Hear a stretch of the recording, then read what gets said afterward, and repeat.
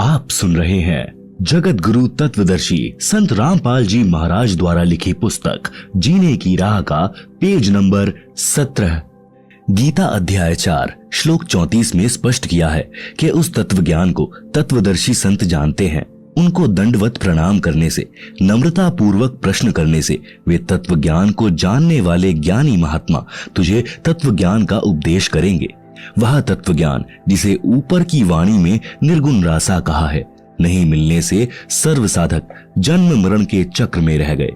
मार्कंडेय ऋषि ब्रह्म साधना कर रहा था। श्रीमद् भगवद गीता अध्याय 8 श्लोक 16 में कहा है कि ब्रह्मलोक में गए साधक भी पुनरावर्ती अर्थात बार बार जन्म मरण के चक्र में ही रहते हैं। पूर्व शब्द की वाणी संख्या 4। असंख्य जन्म तो है मरता होगे, जीवित क्यों ना मरे रे। द्वादश मध्य महल मठ बोरे, बहुर न देह धरे रे। सरलार्थ, हे मानव, तू अनंत बार जन्म और मर चुका है। सत्य साधना कर तथा जीवित मर। जीवित मरने का तात्पर्य है कि भक्त को ज्ञान हो जाता है कि इस संसार की प्रत्येक वस्तु अस्थाई है, यह शरीर भी स्थायी नहीं है। जन्म मृत्यु का बखेड़ा भी भयंकर है। इस संसार में दुख के अतिरिक्त कुछ नहीं है। मानव शरीर प्राप्त करके मोक्ष प्राप्त नहीं किया तो पशु जैसा जीवन जिया। जैसे गीता अध्याय 7 श्लोक 29 में कहा है कि जो साधक केवल जरा अर्थात वृद्धावस्था के कष्ट तथा मरण के दुख से ही मुक्ति के लिए जो साधना रत है, वे तत्ब्रह्म को तथा संपूर्ण अध्यात्म को तथा कर्मों को जानते हैं। इसी प्रकार तत्व ज्ञान होने के पश्चात मानव को अनावश्यक वस्तुओं की इच्छा नहीं होती। तंबाकू, शराब, मांस सेवन नहीं करता। नाच गाना मूर्खों का काम लगता है। जैसा भोजन मिल जाए उसी में संतुष्ट रहता है।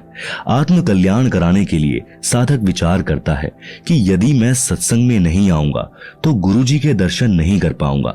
सत्संग विचार न सुनने से मन फिर से विकार करने लगेगा। वह साधक सर्व कार्य छोड़कर सत्संग सुनने के लिए चल पड़ता है। वह विचार करता है कि हम प्रतिदिन सुनते हैं तथा देखते हैं कि छोटे छोटे बच्चों को छोड़कर पिता संसार से चला जाता है, मर जाता है। बड़े बड़े पूंजीपति दुर्घटना में मर जाते हैं। सर्व संपत्ति जो सारे जीवन में जोड़ी थी उसे छोड़कर चले जाते हैं। दोबारा उस संपत्ति को संभालने नहीं आते। मृत्यु से पहले एक दिन भी कार्य छोड़ने का दिल नहीं करता था, अब परमानेंट कार्य छूट गया। एक कथा। आज भाई को फुर्सत। एक भक्त सत्संग में जाने लगा, दीक्षा ले ली, ज्ञान सुना और भक्ति करने लगा। अपने मित्र से भी सत्संग में चलने तथा भक्ति करने के लिए प्रार्थना की, परंतु दोस्त नहीं माना। कह देता है कि कार्य से फुर्सत यानी खाली समय नहीं है। छोटे छोटे बच्चे हैं, इनका पालन पोषण भी करना है। काम छोड़कर सत्संग में जाने लगा तो सारा धंधा चौपट हो जाएगा। आप सुन रहे हैं जगत गुरु तत्वदर्शी संत रामपाल जी महाराज द्वारा लिखी पुस्तक जीने की राह का पेज नंबर 18। वह सत्संग में जाने वाला भक्त जब भी सत्संग में चलने के लिए अपने मित्र से कहता तो वह यही कहता कि अभी काम से फुर्सत नहीं है। 1 वर्ष पश्चात उस मित्र की मृत्यु हो गई। उसकी अर्थी उठाकर कुल के लोग तथा नगरवासी चले। साथ साथ सैकड़ों नगर मोहल्ले के व्यक्ति भी साथ साथ चले। सब बोल रहे थे कि राम नाम सत्य है, सत्य बोले गत्य है। भक्त कह रहा था कि राम नाम तो सत्य है, परंतु आज भाई को फुर्सत है। नगरवासी कह रहे थे कि सत्य बोले गत्य है। भक्त कह रहा था कि आज भाई को फुर्सत है। अन्य व्यक्ति उस भक्त से कहने लगे कि ऐसे मत बोल, इसके घर वाले बुरा मानेंगे। भक्त ने कहा कि मैं तो ऐसे ही बोलूंगा। मैंने इस मूर्ख से हाथ जोड़कर प्रार्थना की थी कि सत्संग में चल, कुछ भक्ति कर ले। ये कहता था कि अभी फुर्सत अर्थात खाली समय नहीं है, आज इसको परमानेंट फुर्सत है। छोटे छोटे बच्चे भी छोड़ चला, जिनके पालन पोषण का बहाना करके परमात्मा से दूर रहा। भक्ति करता तो खाली हाथ नहीं जाता, कुछ भक्ति धन लेकर जाता। बच्चों का पालन पोषण तो परमात्मा करता है। भक्ति करने से साधक की आयु भी परमात्मा बढ़ा देता है। भक्तजन ऐसा विचार करके भक्ति करते हैं, कार्य त्याग कर सत्संग सुनने जाते हैं। भक्त विचार करते हैं कि परमात्मा न करे हमारी मृत्यु हो जाए, फिर हमारे कार्य कौन करेगा। हम यह मान लेते हैं कि हमारी मृत्यु हो गई, हम 3 दिन के लिए मर गए, यह विचार करके सत्संग में चले, अपने को मृत मान लें और सत्संग में चले जाएं। वैसे तो परमात्मा के भक्तों का कार्य बिगड़ता नहीं, फिर भी हम मान लेते हैं कि हमारी गैर हाजिरी में कुछ कार्य खराब हो गया तो 3 दिन बाद जाकर ठीक कर लेंगे। यदि वास्तव में टिकट कट गई अर्थात मृत्यु हो गई तो परमानेंट कार्य बिगड़ गया, फिर कभी ठीक करने नहीं आ सकते। इस स्थिति को जीवित मरना कहते हैं। वाणी का शेष सरलार्थ। द्वादश मध्य महल मठ बोरे, बहुर न देहि धरे रे। सरलार्थ। श्रीमद् भगवद गीता अध्याय 15 श्लोक 4 में कहा है कि तत्व ज्ञान की प्राप्ति के पश्चात परमेश्वर के उस परम पद की खोज करनी चाहिए जहां जाने के पश्चात साधक लौटकर संसार में कभी नहीं आते, अर्थात उनका पुनर्जन्म नहीं होता, वे फिर देह धारण नहीं करते। सूक्ष्म वेद की यह वाणी यही स्पष्ट कर रही है कि वह परम धाम द्वादश अर्थात 12वें द्वार को पार करके उस परम धाम में जाया जाता है। आज तक सर्व ऋषि महर्षि संत मंडलेश्वर केवल 10 द्वार बताया करते, परंतु परमेश्वर कबीर जी ने अपने स्थान को प्राप्त कराने का सत्य मार्ग सत्य स्थान स्वयं ही बताया है। उन्होंने 12वां द्वार बताया है।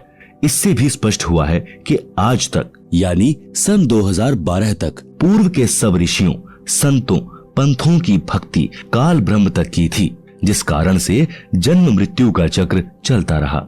वाणी संख्या 5। दोजख बहिष्ट सभी तय देखे राजपाट के रसिया, 3 लोक से तृप्त नाही यह मन भोगी खसिया। आप सुन रहे हैं जगत गुरु तत्वदर्शी संत रामपाल जी महाराज द्वारा लिखी पुस्तक जीने की राह का पेज नंबर 19। सरलार्थ। तत्व ज्ञान के अभाव में पूर्ण मोक्ष का मार्ग न मिलने के कारण कभी दोजख अर्थात नरक में गए, कभी बहिष्ट अर्थात स्वर्ग में गए, कभी राजा बनकर आनंद लिया। यदि इस मानव को 3 लोक का राज्य भी दे दे तो भी तृप्ति नहीं होती। उदाहरण, यदि कोई गांव का सरपंच बन जाता है तो वह इच्छा करता है कि विधायक बने तो मौज होवे, विधायक इच्छा करता है कि मंत्री बनूं तो बात कुछ अलग हो जाएगी, मंत्री बनकर इच्छा करता है कि मुख्यमंत्री बनूं तो पूरी चौधर हो, आनंद ही न्यारा होगा, सारे प्रांत पर कमान चलेगी।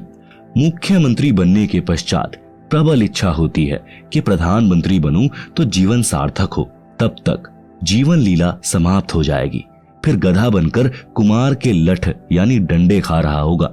इसीलिए तत्व ज्ञान में समझाया है कि काल ब्रह्म द्वारा बनाई गई स्वर्ग नरक तथा राजपाट प्राप्ति की भूल भुलैया में सारा जीवन व्यर्थ कर दिया, कहीं संतोष नहीं हुआ। यह मन ऐसा खुसरा यानी हिजड़ा है। एक इब्राहिम सुल्तान अदम नाम का इराक देश के बलख शहर का राजा था। वह पूर्व जन्म का बहुत अच्छा भक्त था, परंतु वर्तमान के ऐश्वर्य में मस्त होकर परमात्मा को भूल चुका था। राज के ठाठ में तथा महलों में आनंद मान बैठा था।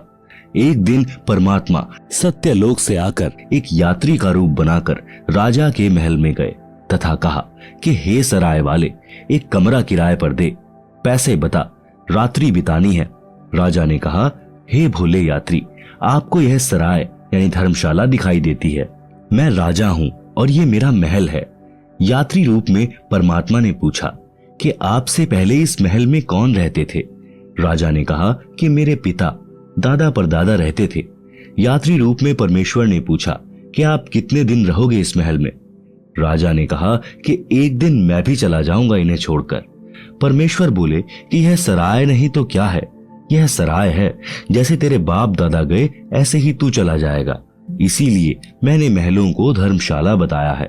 राजा को वास्तविकता का ज्ञान हुआ, संसार की इच्छा त्याग कर आत्म कल्याण करवाया, सदा रहने वाला सुख तथा अमर जीवन प्राप्त करने के लिए दीक्षा ली और आजीवन भक्ति की, अपना मानव जीवन सफल किया। वाणी नंबर 6। सतगुरु मिले तो इच्छा मेटे, पद मिल पदे समाना, चल हंसा उस लोक पठाऊं जो आदि अमर अस्थाना। सरलार्थ। यदि तत्वदर्शी संत सद्गुरु मिले तो उपरोक्त ज्ञान बताकर काल ब्रह्म के लोक की सर्व वस्तुओं से तथा पदों से इच्छा समाप्त करके पद मिल पदे समाना इसमें एक पद का अर्थ है पद्धति अर्थात शास्त्र विधि अनुसार साधना। दूसरे पद का अर्थ है परम पद यानी पदवी। सद्गुरु शास्त्र विधि अनुसार पद्धति बताकर परमेश्वर के उस परम पद की प्राप्ति करवा देता है जहां जाने के पश्चात साधक फिर लौटकर संसार में कभी नहीं आते। हे भक्त, चल तुझे उस लोक में भेज दूं जो आदि अमर स्थान है अर्थात गीता अध्याय 18 श्लोक 62 में वर्णित सनातन परम धाम है जहां पर परम शांति है। आप सुन रहे हैं जगत गुरु तत्वदर्शी संत रामपाल जी महाराज द्वारा लिखी पुस्तक जीने की राह का पेज नंबर 20, वाणी संख्या 7। चार मुक्ति जहां चंपी करती, माया हो रही दासी, दास गरीब अभय पद पर से मिले राम अविनाशी। सरलार्थ, उस सनातन परम धाम में परम शांति तथा अत्यधिक सुख है।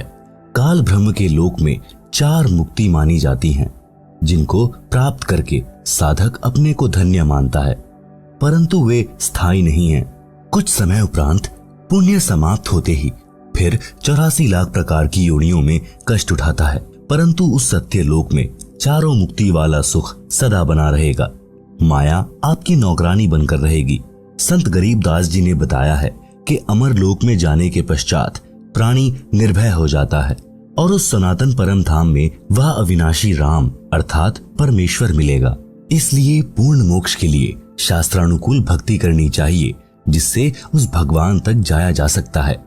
उपरोक्त वाणी तथा पूर्वोक्त विवरण से स्पष्ट हुआ कि श्री ब्रह्मा जी, श्री विष्णु जी तथा शिव जी और इनके पिता काल ब्रह्म अर्थात शर पुरुष व अक्षर पुरुष सर्व राम अर्थात प्रभु नाशवान है।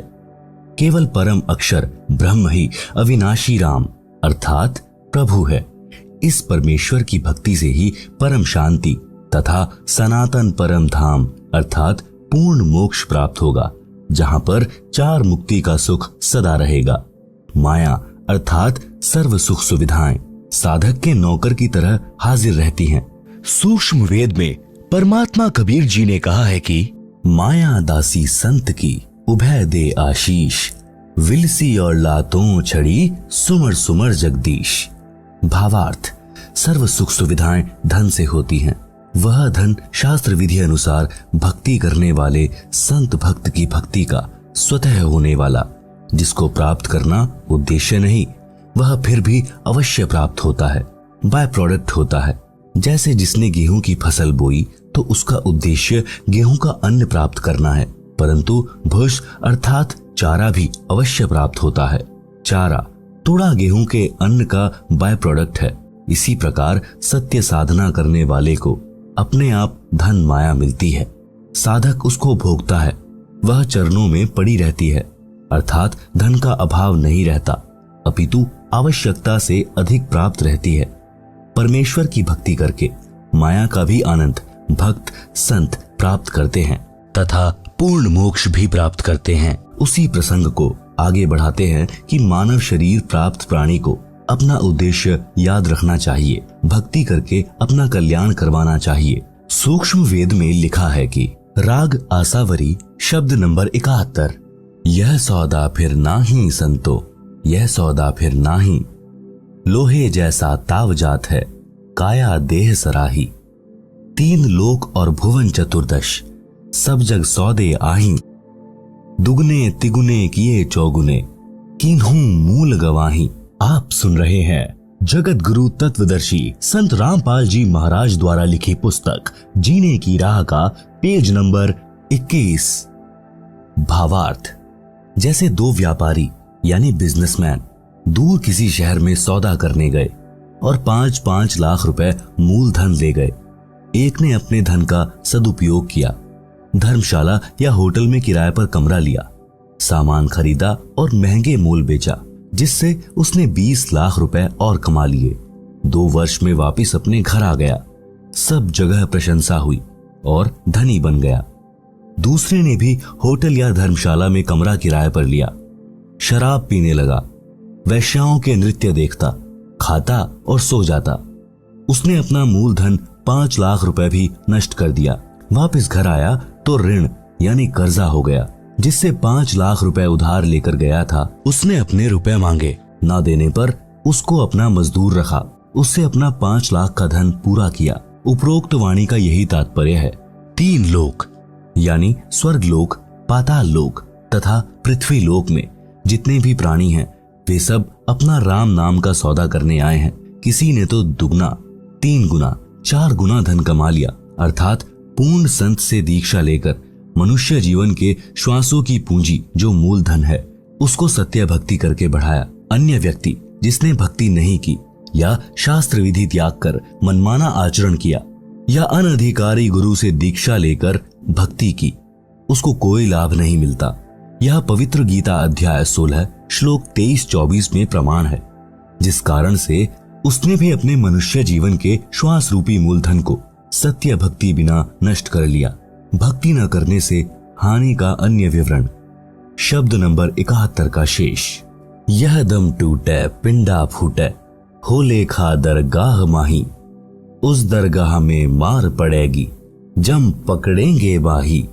नर नारायण देही पाए कर, फेर 84 जाही, उस दिन की मोह डरनी लागे, लज्जा रह के नाही। जा सतगुरु की मैं बलिहारी, जो जामन मरण मिटाही, कुल परिवार तेरा कुटुंब कबीला, मसलित एक ठहराही। बांध पिंजरी आगे धर लिया, मरघट कूले जाही, अग्नि लगा दिया जब लंबा, फूंक दिया उस ठाही। पुराण उठा फिर पंडित आए, पीछे गरुड़ पढ़ाही। भावार्थ, यह दम अर्थात श्वास जिस दिन समाप्त हो जाएंगे उसी दिन यह शरीर रूपी पिंड छूट जाएगा। फिर परमात्मा के दरबार में पाप पुण्यों का हिसाब होगा। भक्ति न करने वाले या शास्त्र विरुद्ध भक्ति करने वाले को यम के दूत भुजा पकड़कर ले जाएंगे, चाहे कोई किसी देश का राजा भी क्यों ना हो। उसकी पिटाई की जाएगी। संत गरीबदास को परमेश्वर कबीर जी मिले थे, उनकी आत्मा को ऊपर लेकर गए थे। सर्व ब्रह्मांडों को दिखाकर, संपूर्ण अध्यात्म ज्ञान समझाकर वापस शरीर में छोड़ा था। संत गरीबदास जी आंखों देखा हाल बयान कर रहे हैं कि हे मानव, आपको नर शरीर मिला है जो नारायण अर्थात परमात्मा के शरीर जैसा अर्थात उसी का स्वरूप है। अन्य प्राणियों को यह सुंदर शरीर नहीं मिला। इसके मिलने के पश्चात प्राणी को आजीवन भगवान की भक्ति करनी चाहिए। ऐसा परमात्मा स्वरूप शरीर प्राप्त करके सत्य भक्ति न करने के कारण फिर 84 लाख वाले चक्र में जा रहा है। धिक्कार है तेरे मानव जीवन को।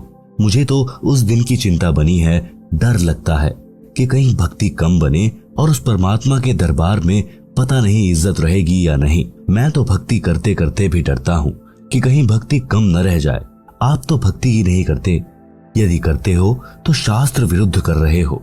तुम्हारा तो बुरा हाल होगा। और मैं तो राय देता हूँ कि ऐसा सतगुरु चुनो जो जन्म मरण के दीर्घ रोग को मिटा दे, समाप्त कर दे। जो सत्य भक्ति नहीं करते उनका क्या हाल होता है मृत्यु के पश्चात। आसपास के कुल के लोग इकट्ठे हो जाते हैं, फिर सबकी एक ही मसलत अर्थात राय बनती है कि इसको उठाओ। उठाकर शमशान घाट पर ले जाकर फूंक देते हैं। लाठी या जली की खोद यानी ठोकर मार मार कर छाती तोड़ते हैं। संपूर्ण शरीर को जला देते हैं। जो कुछ भी जेब में होता है उसको निकाल लेते हैं। फिर शास्त्र विधि त्याग कर मनमाना आचरण कराने और करने वाले उस संसार से चले गए। जीव के कल्याण के लिए गुरु गरुड़ पुराण का पाठ करते हैं।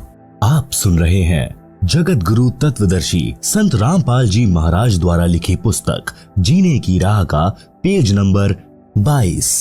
तत्व ज्ञान यानी सूक्ष्म वेद में कहा है कि अपना मानव जीवन पूरा करके वह जीव चला गया। परमात्मा के दरबार में उसका हिसाब होगा।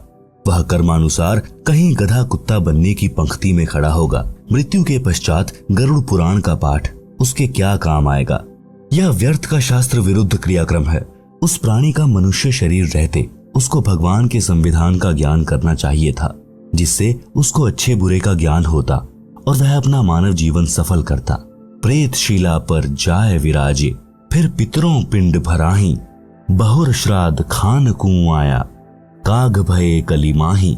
भावार्थ है कि मृत्यु उपरांत उस जीव के कल्याण अर्थात गति कराने के लिए की जाने वाली शास्त्र विरुद्ध क्रियाएं व्यर्थ हैं, जैसे गरुड़ पुराण का पाठ करवाया।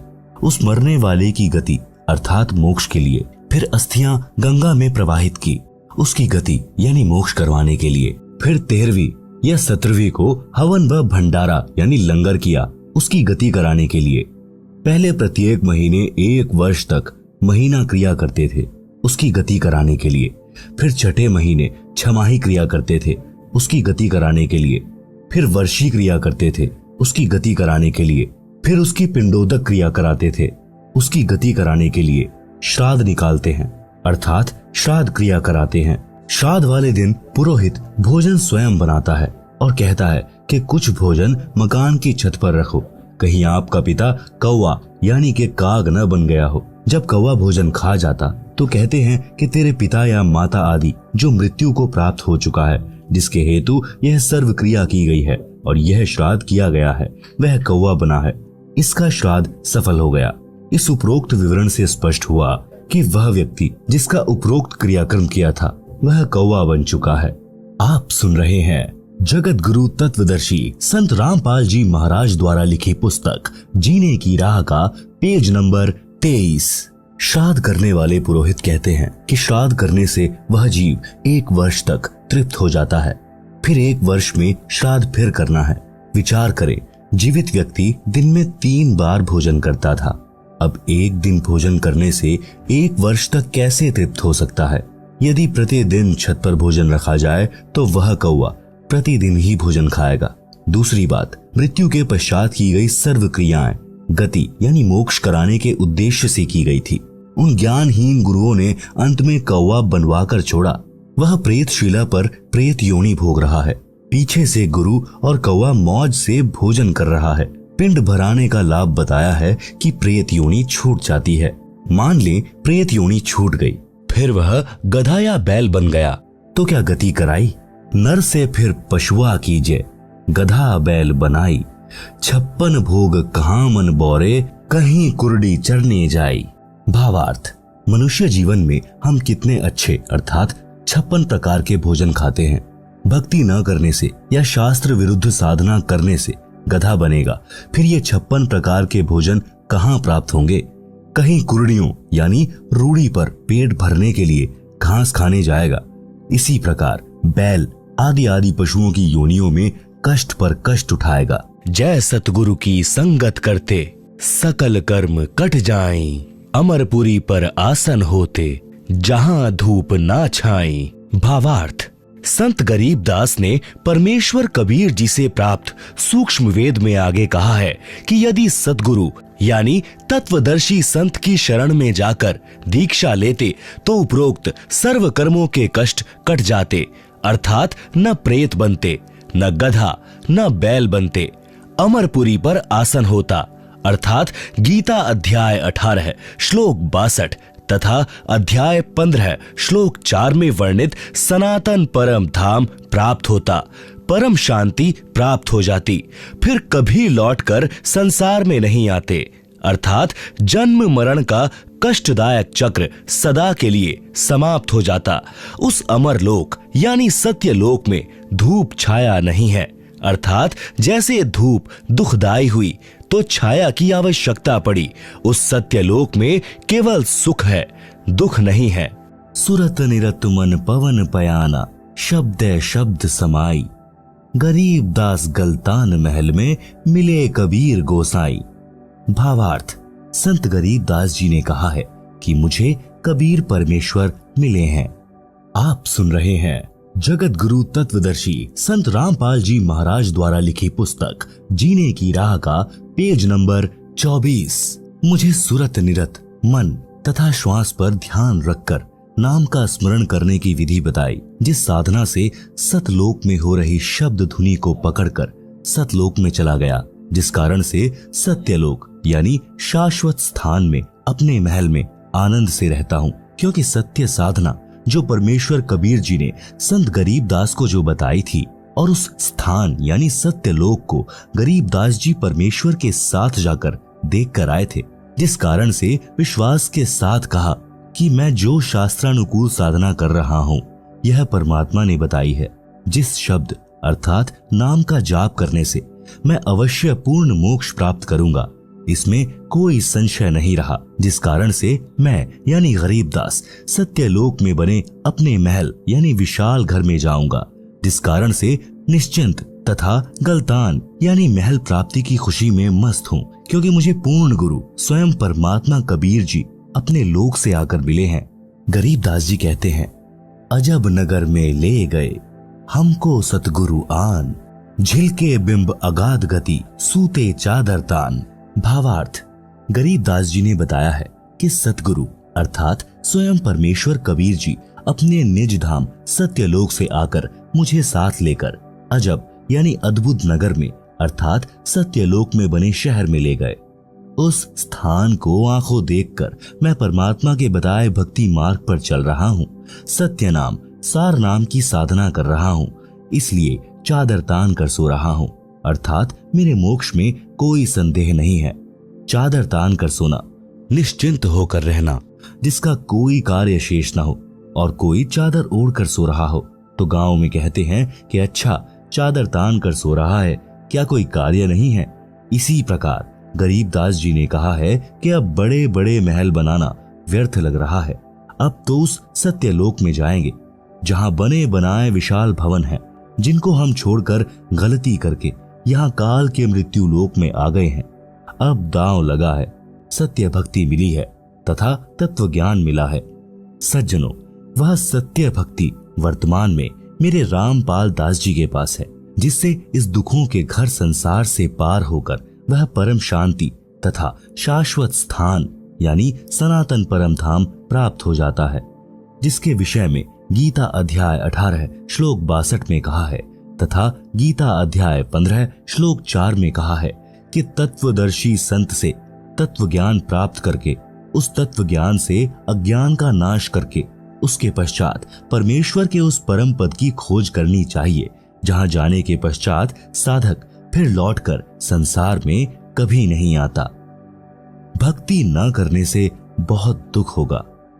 सूक्ष्म वेद में कहा है, यह संसार समझदा नाही, कहंदा शाम दोपहरे नू, गरीब दास ये वक्त जात है, रोवोगे इस पहरे नू। आप सुन रहे हैं जगत गुरु तत्वदर्शी संत रामपाल जी महाराज द्वारा लिखी पुस्तक जीने की राह का पेज नंबर 25। भावार्थ, आध्यात्मिक ज्ञान के अभाव में परमात्मा के विधान से अपरिचित होने के कारण यह प्राणी इस दुखों के घर संसार में महान कष्ट झेल रहा है और इसी को सुख स्थान मान रहा है। जैसे एक व्यक्ति जून के महीने में दिन के 12 या 1 बजे हरियाणा प्रांत में शराब पीकर चिलचिलाती धूप में गिरा पड़ा है, पसीनों से बुरा हाल है, रेत शरीर से लिपटा है। एक व्यक्ति ने कहा, हे भाई उठ, तुझे वृक्ष के नीचे बैठा दूं, तू यहाँ पर गर्मी में जल रहा है। शराबी बोला कि मैं बिल्कुल ठीक हूं, मौज हो रही है, कोई कष्ट नहीं है। एक व्यक्ति किसी कारण कोर्ट में गया, वहां उसका रिश्तेदार मिला, एक दूसरे से कुशल मंगल पूछी। दोनों ने कहा सब ठीक है, मौज है। एक व्यक्ति का एक लौता पुत्र बहुत रोगी था, उसको पीजीआई में भर्ती करा रखा था। लड़के की बचने की आशा बहुत कम थी। ऐसी स्थिति में माता पिता की क्या दशा होती है आसानी से समझी जा सकती है। रिश्तेदार मिलने आए और पूछा कि बच्चे का क्या हाल है।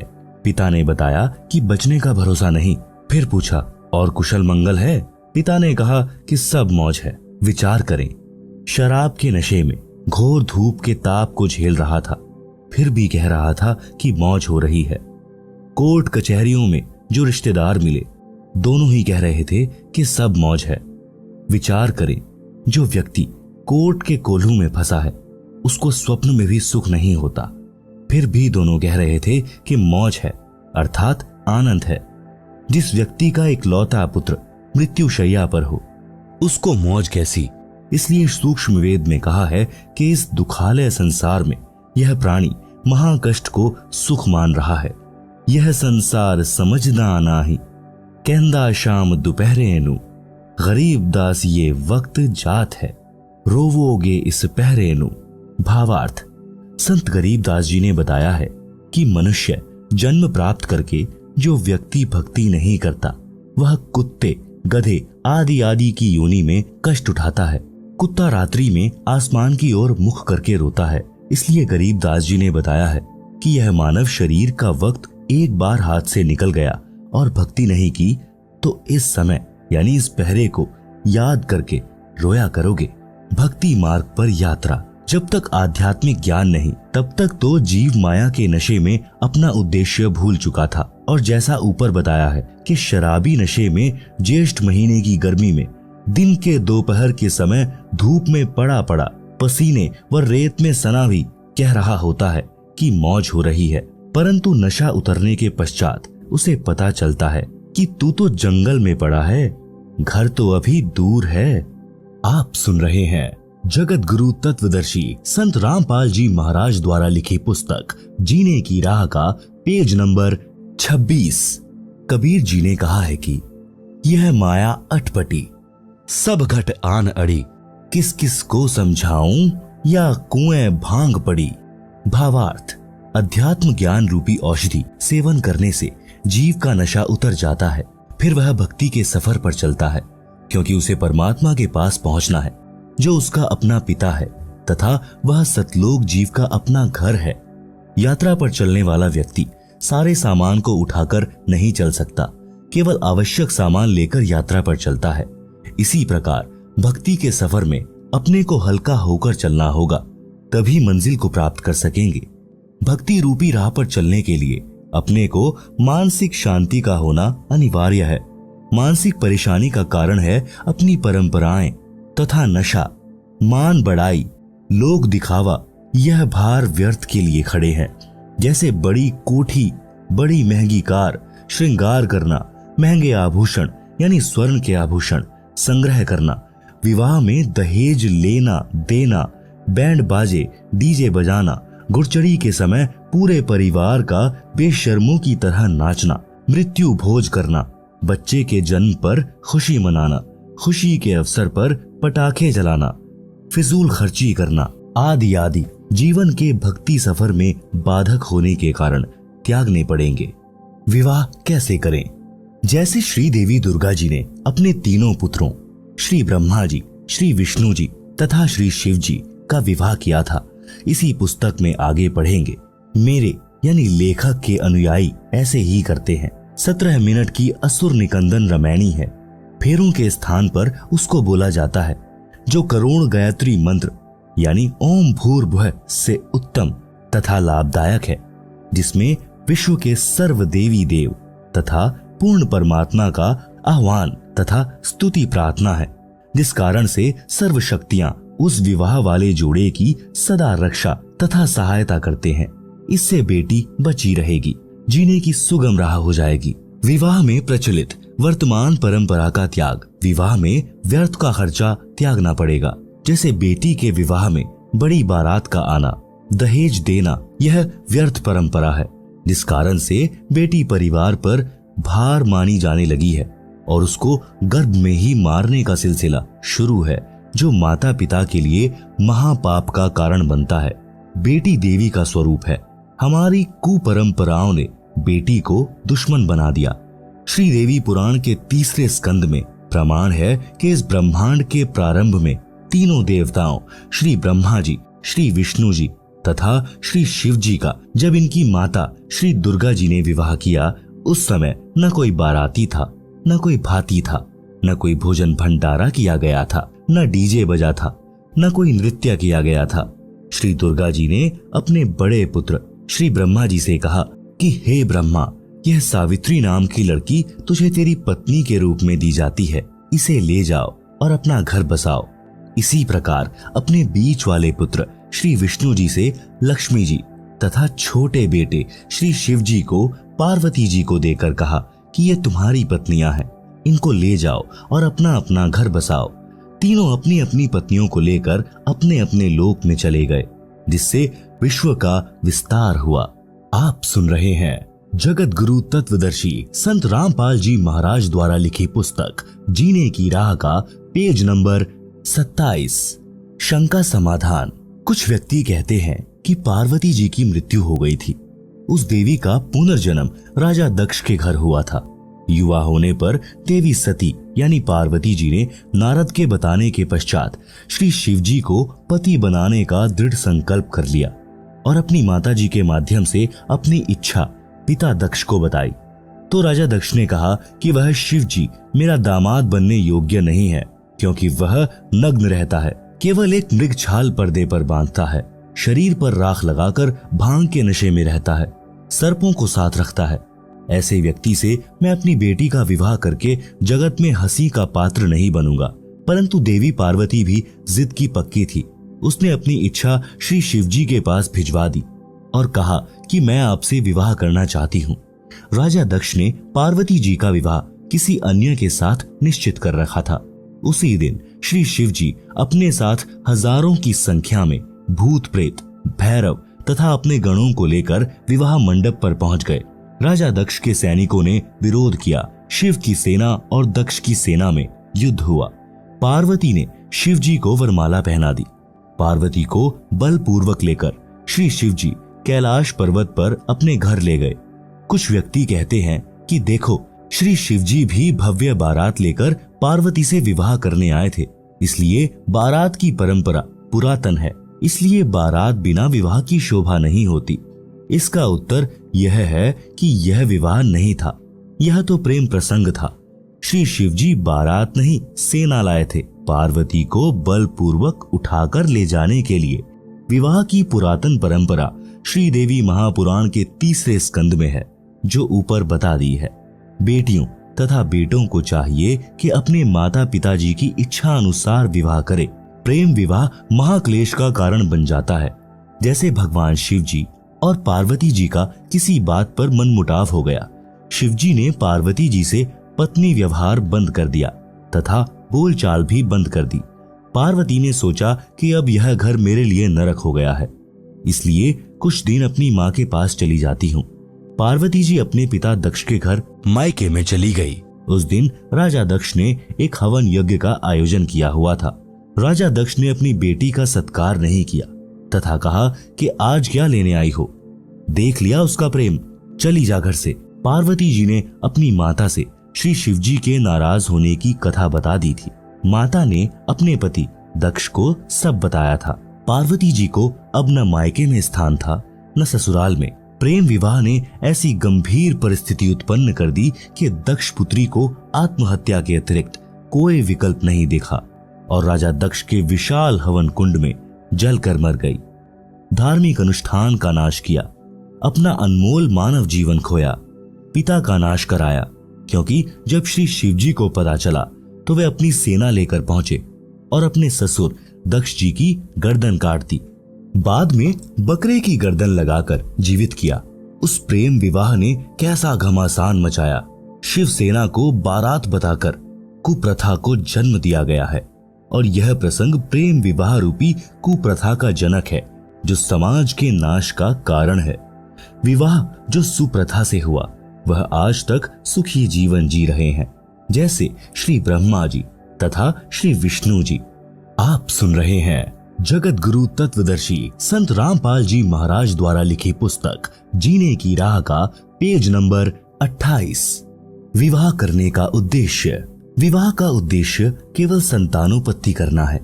फिर पति पत्नी मिलकर परिश्रम करके बच्चों का पालन करते हैं, उनका विवाह कर देते हैं, फिर वे अपना घर बसाते हैं।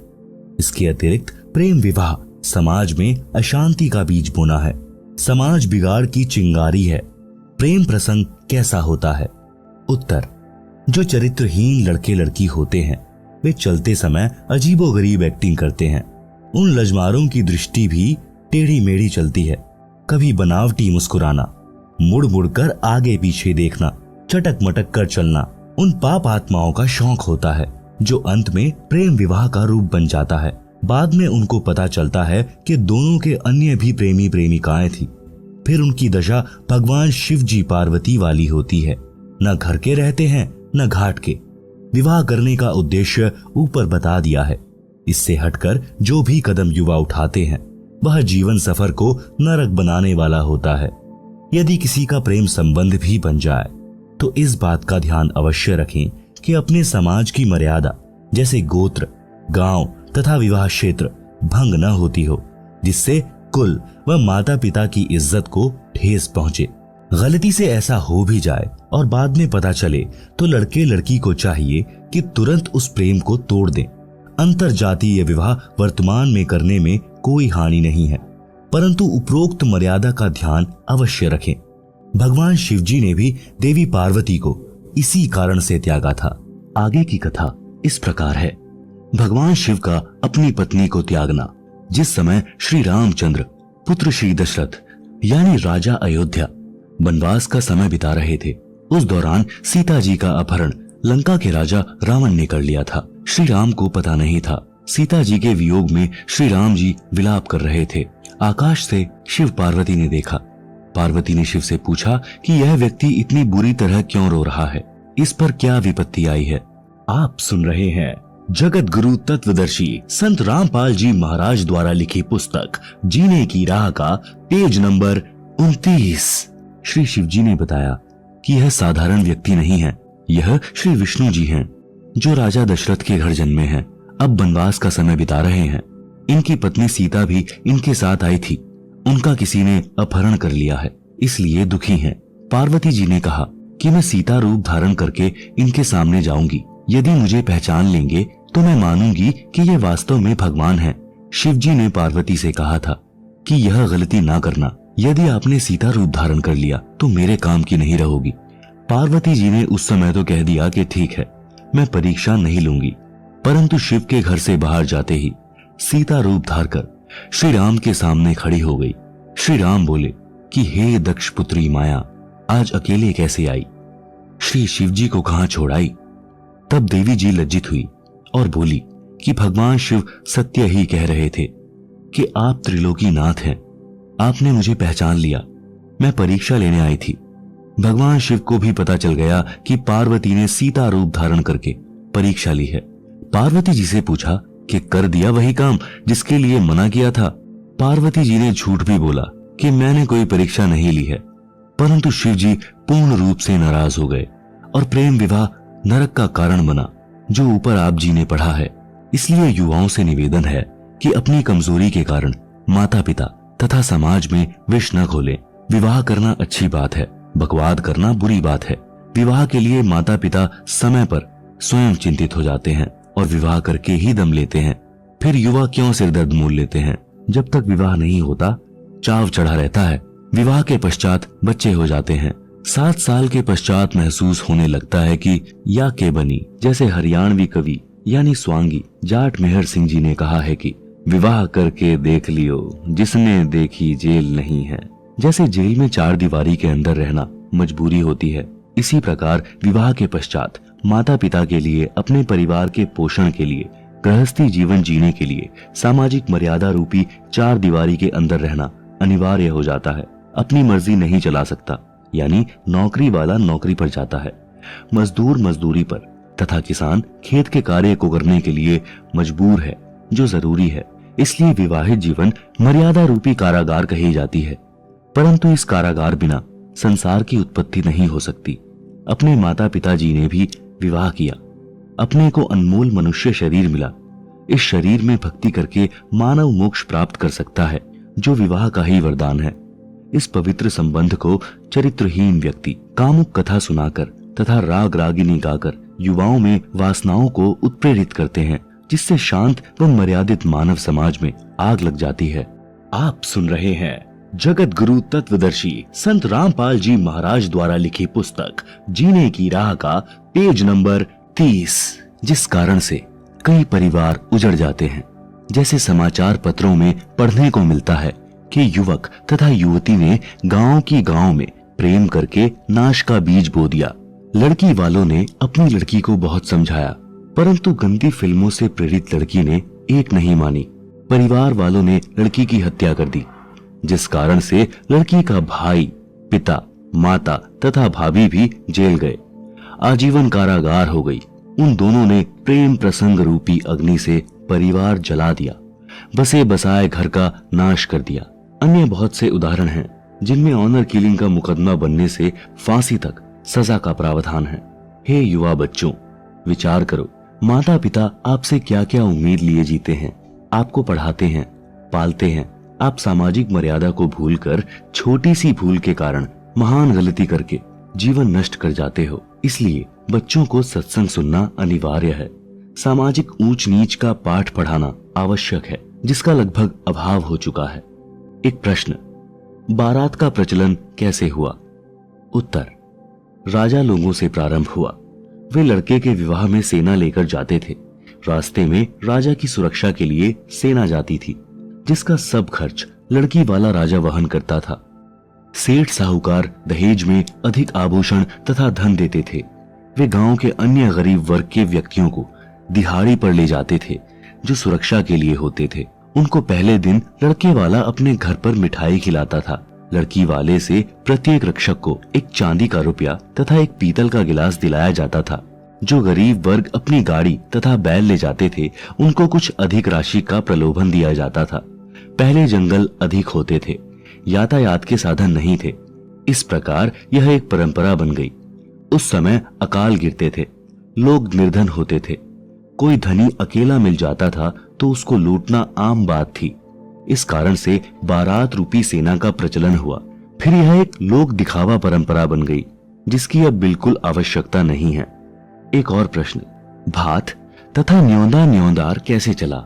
उत्तर, उसका मूल भी बारात का आना, दहेज का देना, बारात ले जाने के लिए लड़के वाले द्वारा मिठाई खिलाना, लड़की वाले के लिए भी उस बारात के लिए मिठाई तथा रुपया गिलास देना आदि के कारण भात तथा न्योता यानी न्योंदा प्रथा प्रारंभ हुई। न्योता समूह में गांव तथा आसपास गवांड गांव के प्रेमी प्यारे व्यक्ति होते हैं। जिसके लड़के या लड़की का विवाह होता था तो अकेला परिवार खर्च वहन नहीं कर सकता था। उसके लिए लगभग 100 या अधिक सदस्य उस समूह में होते हैं। जिसके बच्चे का विवाह होता था तो सब सदस्य अपनी वित्तीय स्थिति अनुसार न्योता यानी धनराशि विवाह वाले के पिता को देते थे।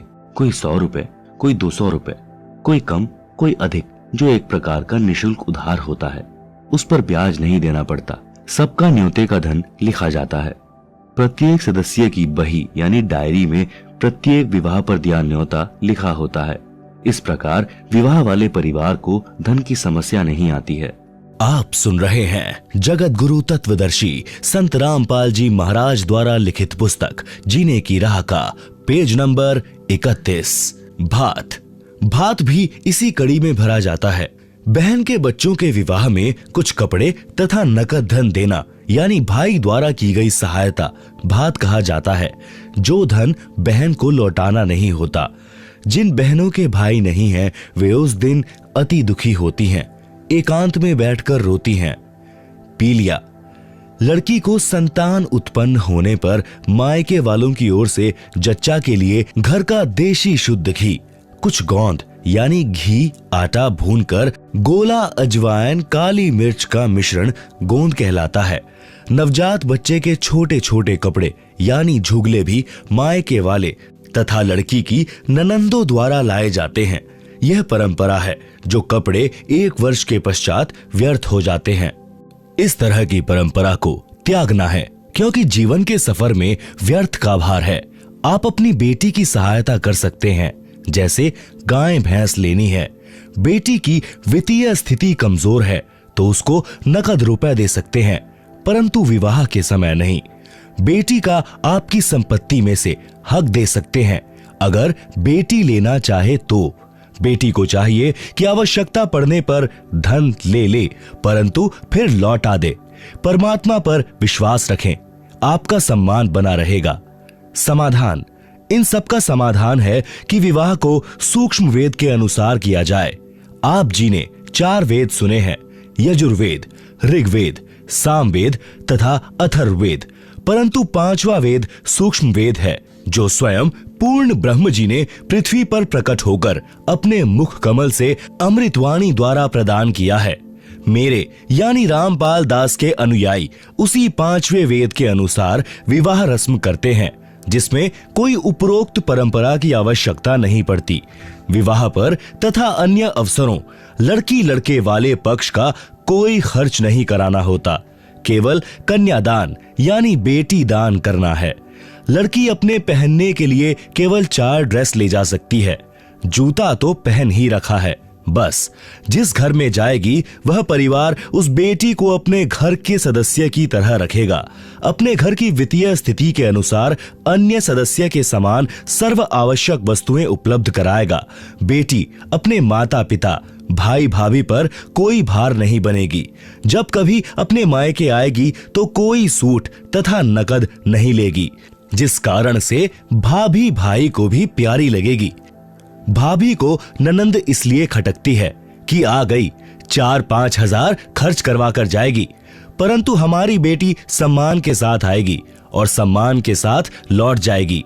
अपने मायके वालों से कोई वस्तु नहीं लेगी, जिससे दोनों पक्षों का परस्पर अधिक प्रेम सदा बना रहेगा। भक्ति भी अच्छी होगी। इस प्रकार जीने की यथार्थ राह पर चलकर हम शीघ्र मंजिल पर यानी मोक्ष तक पहुंचेंगे। एक प्रश्न, जिनको संतान प्राप्त नहीं होती है उस बे औलादे यानी संतानहीन का तो सुबह या शुभ कर्म को जाते समय मुख देखना भी बुरा मानते हैं, ऐसा क्यों? उत्तर, यह संपूर्ण आध्यात्मिक ज्ञान के टोटे के कारण गलत धारणा है। पाठक जन इसी पुस्तक के पृष्ठ 6 पर पढ़ें कि एक व्यक्ति के 4 पुत्र थे, उसको अधरंग हो गया तो किसी ने सेवा नहीं की। क्या उस आदमी के दर्शन इसलिए अच्छे हैं कि उसके संतान है? उसकी दुर्गति को कौन देखना अच्छा समझेगा? कृतघ्नि पुत्र। एक व्यक्ति के 2 पुत्र थे। वह व्यक्ति फौज से सेवानिवृत्त था। पेंशन बनी थी। पुत्र अलग अलग हो गए। छोटे पुत्र ने माता को अपने घर पर रख लिया क्योंकि बच्चे छोटे थे। माता उनकी देखरेख के लिए चाहिए थी। बड़े के बाटे पिता आ गया। पिता ने कहा कि मैं पेंशन के रुपए उसको दूंगा जिसमें रोटी खाऊंगा। छोटा बेटा कहता था कि आधी आधी पेंशन बांट दिया कर। पिता ने मना कर दिया तो एक दिन पिता के सिर में लाठी मारी। पिता तुरंत मर गया। लड़के को आजीवन कारावास की सजा हो गई। व्यक्ति को पुत्र प्राप्त होने के कारण उसके दर्शन शुभ माने जाते थे, जिसके साथ अशुभ हो गया। अब आध्यात्मिक तराजू यानी बैलेंस में तोलकर देखते हैं कि बिना संतान वाले के दर्शन शुभ हैं या अशुभ। जैसे इसी पुस्तक में ऊपर स्पष्ट किया है कि परिवार संस्कार से बनता है। कोई कर्ज उतारने के लिए पिता पुत्र, पत्नी, माता पिता, बहन भाई आदि के रूप में जन्म लेकर परिवार रूप में ठाठ से रहते दिखाई देते हैं, परंतु कई युवा अवस्था में मर जाते हैं, कई विवाह होते ही मर जाते हैं। ये सब अपना ऋण पूरा होते ही अविलंब शरीर त्याग जाते हैं। जिनको संतान नहीं हुई है उनका कोई लेन देन शेष नहीं है। वे यदि पूर्ण गुरु से दीक्षा लेकर भक्ति करें तो उन जैसा सौभाग्यवान कोई नहीं है। न किसी के जन्म की खुशी न मृत्यु का दुख। उन बिना औलाद वालों का दर्शन तो अति शुभ है। यदि भक्ति नहीं करते तो चाहे औलाद यानी संतान वाले हों, चाहे बे औलादे यानी बिना संतान वाले, दोनों ही अपना जीवन नष्ट कर जाते हैं। यदि भक्ति करते हैं तो दोनों के दर्शन शुभ हैं। बे औलादों सावधान। जिन पुण्यात्माओं को संतान नहीं होती तो आध्यात्मिक ज्ञान के अभाव से उनकी तड़फ संतान प्राप्ति की बनी रहती है। उसके लिए हर संभव प्रयत्न करते हैं, फिर भी कोई लेन देन वाला यानी संतान नहीं मिलता है तो आजीवन संतान प्राप्ति न होने के दुख को झेलते हैं। विशेषकर स्त्री की संतान उत्पन्न करने की इच्छा प्रबल होती है। वह अपने को बांझ कहलवाना नहीं चाहती। भले ही जांच करके डॉक्टर बता देते हैं कि आप में बांझ के कोई लक्षण नहीं है, विधाता की लीला है, परंतु तत्व ज्ञानहीन स्त्री इसी तड़फ में मर जाती है। भक्ति न करने के कारण उसका अगला जन्म कुतिया का होता है। फिर जम के दूत उसे कहते हैं कि बहन जी, अब संतान पैदा करके सारी कसर निकाल ले। एक ब्यात में 8 जामेगी यानी जन्म देगी। फिर अगला जन्म तेरा सूरी का होगा। एक बार में 12 संतान को जन्म देगी और 7-8 ब्यात करेगी। संतान की सारी भूख मिटा लिए। हे पुण्यात्मा, पाठक भाई बहनों, अध्यात्म ज्ञान को समझो, मानव जीवन को सफल बनाओ, जीने की राह समारो यानी निर्बाध बनाओ, यानी पूर्ण गुरु से दीक्षा लेकर भक्ति करके कल्याण करवाओ। विवाह में ज्ञानहीन नाचते हैं, एक दिन समाचार पत्र में पढ़ा कि रोहतक का लड़का भिवानी विवाह के लिए कार में जा रहा था। उसके साथ दोनों बहनों के पति भी उसी कार में सवार थे। पहले दिन सब परिवार वाले, बहनें, माता पिता, भाई बटेऊ, चाचा ताऊ डीजे बजाकर नाच रहे थे। उधमस उतार रखा था। कलानौर के पास दूल्हे वाली गाड़ी बड़े ट्राले से टकराई। सर्व कार के यात्री मारे गए। दूल्हा मरा, दोनों बहनें विधवा हुई। एक ही पुत्र था, सर्वनाश हो गया। अब नाच लो डीजे बजाकर। परमात्मा की भक्ति करने से ऐसे संकट टल जाते हैं। इसलिए मेरे रामपाल दास के अनुयायियों को सख्त आदेश है कि परमात्मा से डरकर कार्य करो, सामान्य विधि से विवाह करो। इस गंदे लोक यानी काल के लोक में एक पल का विश्वास नहीं कि कब बिजली गिर जाए। एक कथा, संतों की शिक्षा। एक गांव का व्यक्ति पहली बार श्री नानक देव जी के पास गया। उसने देखा कि संत जी मायूस अवस्था में एकांत में बैठे थे, स्मरण कर रहे थे। उस आदमी ने सतनाम वाहेगुरु बोला। श्री नानक जी ने भी उत्तर दिया, भोजन करवाया, ज्ञान विचार सुनाए। वह व्यक्ति चला गया। एक दिन फिर वही व्यक्ति आया और बोला, महाराज जी आप कभी खुश दिखाई नहीं देते, क्या कारण है? संत नानक जी ने कहा कि न जाने काल की कर डारे, किस विधि ढल जा पासावे, जिन्हाते सिरते मौत खुड़कदी, उन्हानु केहड़ा हांसावे। भावार्थ, संत नानक जी ने कहा कि हे भाई, इस मृत्यु लोक में सब नाशवान है। पता नहीं किसकी जाने की बारी कब आ जाए।